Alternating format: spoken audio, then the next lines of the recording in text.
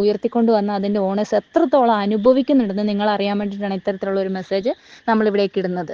അവരെ മാനസികമായിട്ടും അവരെ വ്യക്തിപരമായിട്ടും അവരുടെ കുടുംബപരമായിട്ട് അധിക്ഷേപിച്ചും ആക്ഷേപിച്ചും ഇവരിലെല്ലാവരും തന്നെ ഇടുന്ന വോയിസുകളും കാര്യങ്ങളൊക്കെ സ്ഥിരമായിട്ട് നമ്മൾ കേട്ടോണ്ടിരിക്കുന്നതാണ്.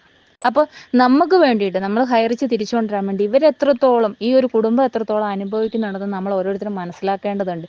എന്തിനു വേണ്ടിയിട്ടാണ് ഇവരനുഭവിക്കുന്നത്? എന്തിനു വേണ്ടിയിട്ടാണ്? നമുക്ക് വേണ്ടിയിട്ടാണ്. ഈ കമ്പനി ഇവർ ഈ പറഞ്ഞ രീതിയിലുള്ള കമ്പനിയാണെങ്കിൽ ഈ പറയുന്ന ഹൈറിച്ചിലെ പ്രതാപൻ സാറിൻ്റെ അടുത്ത് ആരെയും കാണിക്കാത്ത ഒരുപാട് ക്രിപ്റ്റോ കറൻസി കോടിക്കണക്കിന് രൂപയുടെ ക്രിപ്റ്റോ കറൻസി ഉണ്ടെങ്കിൽ എന്നാൽ പിന്നെ മിണ്ടാണ്ട് കമ്പനിയും പൂട്ടി അങ്ങ് പോയാൽ പോരെ? എത്രയോ പേര് നാട് വിട്ടു പോയിരിക്കുന്നു, എത്രയോ പേര് തട്ടിച്ചു പോയിരിക്കുന്നു. എന്നെങ്കിൽ ഇവർക്കത് ചെയ്താൽ പോരെ? ഇങ്ങനെ മാധ്യമങ്ങളുടെ മുന്നിൽ പരിഹസിക്കപ്പെടുകയും ഇങ്ങനെ സമൂഹത്തിൻ്റെ മുന്നിൽ തെറ്റുകാരാക്കപ്പെടുകയും എല്ലാവരും ആ മക്കളെ അടക്കം എല്ലാവരെയും മോശക്കാരാക്കുകയും ചെയ്ത് നമുക്ക് വേണ്ടി പോരടിച്ച് നമുക്ക് വേണ്ടിയിട്ട് ഈ നാട്ടിൽ നിൽക്കേണ്ട ആവശ്യമുണ്ടോ? ഇങ്ങനെ ഇപ്പോൾ കോടതി വഴി കയറി ഇറങ്ങേണ്ട ആവശ്യമുണ്ടോ? ജയിൽ ശിക്ഷ അനുഭവിക്കേണ്ട ആവശ്യമുണ്ടോ? അവർക്ക് പൊയ്ക്കൂടെ? ഇവർ ഈ പറയുന്ന ലക്ഷങ്ങൾ കോടിക്കണക്കിന് രൂപ ഈ പറയുന്ന വാലറ്റുകളിലുണ്ട്, ഇവർക്ക് പൊയ്ക്കൂടെ? ഇവരിങ്ങനെ നോക്കിയിരിക്കണ? ഇത് പെട്ടെന്ന് ഒരു സുപ്രഭാതത്തിൽ വന്നിട്ട് ഫ്രീസ് ചെയ്യുന്നു. ആ ഫ്രീസിങ്ങിന്റെ മുകളിൽ മറ്റു പ്രശ്നങ്ങൾ നടക്കുന്നു, അതിന്റെ മുകളിൽ അന്വേഷണം നടക്കുന്നു. എന്തും ആയിക്കോട്ടെ, സ്വാഗതം. നമ്മുടെ കമ്പനി ലീഗലായിട്ട് തിരിച്ചു വരാൻ വേണ്ടിയിട്ട് അതിനെ നമ്മളെല്ലാവരും നിയമത്തിനെ നമ്മൾ സ്വാഗതം ചെയ്യുന്നു. നമുക്ക് വേണ്ടിയിട്ടും കൂടിയാണ്. ഓക്കെ, തിരിച്ചു വന്നു കഴിഞ്ഞാൽ പിന്നെ നമുക്ക് വേറെ പ്രശ്നങ്ങളൊന്നുമില്ല, നമുക്ക് ധൈര്യമായിട്ട് ഇറങ്ങിയിട്ട് നമ്മുടെ ജോലി ചെയ്തുകൂടെ? പക്ഷെ ഇത് അങ്ങനെയല്ലല്ലോ. ഇവരെ എത്രത്തോളമാണ് അധിക്ഷേപിക്കുന്നത്. ഇന്ന് ഇതിൻ്റെ അകത്ത് റിജോയ് ആയിക്കൽ എന്ന് പറഞ്ഞ ഈ നെഗറ്റീവ് ഗ്രൂപ്പിന്റെ അഡ്മിൻ ആയിട്ടുള്ള ഡോക്ടർ ജോ എന്ന് വിളിപ്പേരുള്ള ഒരാൾ ഇന്ന് യൂട്യൂബിൽ ഇട്ടില്ലേ 40ഓളം സ്ത്രീകളെ കുറിച്ച് വളരെ വൃത്തിയുടെ രീതിയിൽ മോശമായിട്ട്.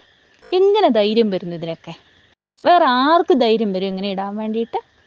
ഇനി ഈ 40 സ്ത്രീകളുടെ പേര് പറഞ്ഞൂടെ? അങ്ങനെയെങ്കിൽ ഇതിൽ ഞാൻ വർക്ക് ചെയ്യുന്ന ഒരാളാണ്, ഞാനൊരു സ്ത്രീയാണ്. ഇതിൽ വർക്ക് ചെയ്യുന്ന ഒരുപാട് സ്ത്രീകളുണ്ട്. ഇത് 40 അല്ല, 400 അല്ല, 4 ലക്ഷമല്ല, 40 ലക്ഷമല്ല, അതിലധികം സ്ത്രീകളുണ്ട്. ഇവരിൽ ആരാണ് ഈ 40 പേര്? ചോദ്യമല്ലേ?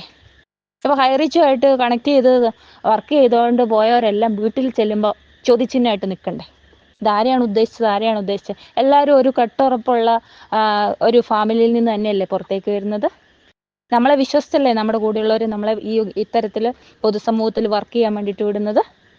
അപ്പോൾ ഇവര് നമ്മുടെ കുടുംബ ബന്ധങ്ങളെ നശിപ്പിക്കാനല്ലേ ശ്രമിക്കുന്നത്? സ്ത്രീവിരുദ്ധ പരാമർശങ്ങളല്ലേ നടത്തിക്കൊണ്ടിരിക്കുന്നത്? ഇതേ 40 സ്ത്രീകളുടെ കാര്യം ഒരിക്കൽ ഇവരുടെ ഒരു ബിജേഷ് എന്ന് പറഞ്ഞ AZ എന്ന് വിളിക്കുന്ന ഒരുത്തൻ ഇട്ടിരുന്നു ഗ്രൂപ്പിൽ. അപ്പം തന്നെ ഡിലീറ്റ് ചെയ്തു. ഞാനപ്പോൾ സ്ക്രീൻഷോട്ട് എടുത്ത് വെച്ചിട്ടുണ്ട്. അതുകൊണ്ടാണ് ഞാൻ എൻ്റെ ഇൻ്റർവ്യൂവിൽ സ്ത്രീവിരുദ്ധ പരാമർശങ്ങൾ ഉന്നയിക്കുന്നു എന്നുള്ള വോയിസ് ഇടാൻ കാരണം അതാണ്.